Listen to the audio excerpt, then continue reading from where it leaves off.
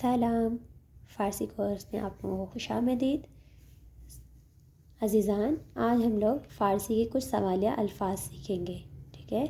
جیسے اردو میں ہم لوگ سوالیہ فقرے بنانے کے لیے کچھ سوالیہ الفاظ استعمال کرتے ہیں، اس طرح سے فارسی میں بھی کچھ سوالیہ الفاظ ہوتے ہیں، جیسے قدام۔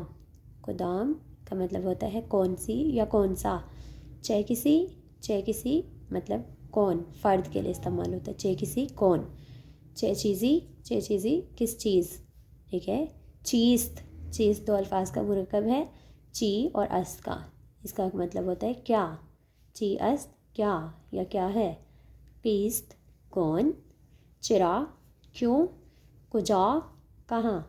چند ساعت کس وقت، ساعت کہتے ہیں وقت کو، چند کس، ٹھیک ہے؟ چند شنبے کہتے ہیں دن کو، چند کہتے ہیں کس کو، کس دن۔ چندتا کتنے، ٹھیک ہے؟ چندتا کتنے مطلب یہ وقت کے لیے بھی استعمال ہوتا ہے، ٹھیک ہے؟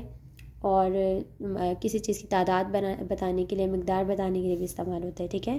آیا یا چے کیا، ٹھیک ہے؟ ان دونوں کا یہی مطلب ہے کیا، ٹھیک ہے؟ چکار کیا کام، چے کا مطلب ہوتا ہے کیا، کار کا مطلب ہوتا ہے کام، چکار کیا کام۔ این چیست یہ کیا ہے، این چیست یہ کیا ہے۔ آن چیست وہ کیا ہے۔ برائے چیست کس لیے ہے۔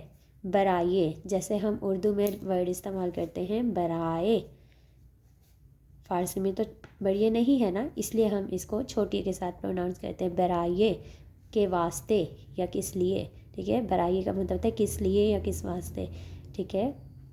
کے واسطے کس لیے، ٹھیک ہے؟ برائے چیز کس لیے ہے۔ مال کیست کس کا مال ہے، ٹھیک ہے؟ جب ہم نے کسی کے پوچھنا ہوتا ہے کہ یہ ایپل کس کا ہے، ٹھیک ہے، یا یہ مالٹا کس کا ہے، یا یہ بک کس کی ہے، تو ہم مال کیست استعمال کرتے ہیں، ٹھیک ہے؟